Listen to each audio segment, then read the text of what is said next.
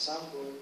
Yung iba tumutugtog ng classical and pop at the same time. And then, most of us, teachers din ng ng schools.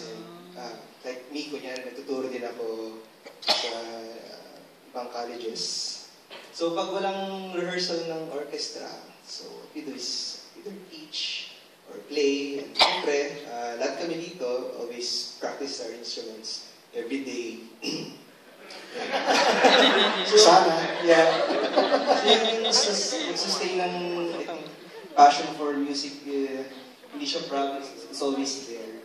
So, pagdating ng orchestra, ng rehearsals, it's more parang nagtutugtugan lang, parang gano'n yung environment.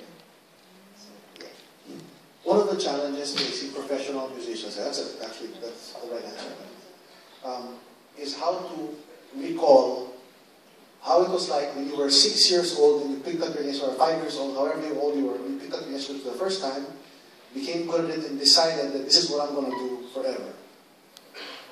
Because the music becomes your livelihood. Siyempre, different priorities take hold. No? And for a lot of people, it starts to erode the very fabric of why they became musicians. But one of the things they do is just practice the things that they want to play. And that's also why it's important for an orchestra to play the things that they want to play. It's a very strange situation. You have musicians who are paid, obviously, like these people, they're professionals, they're paid to play. But if the material is interesting enough to them, they will play it for free because they want to. Ganon. So it's really like musicians will play chamber music for free, quartets, quintets in a small group setting because of the challenge it offers to them. But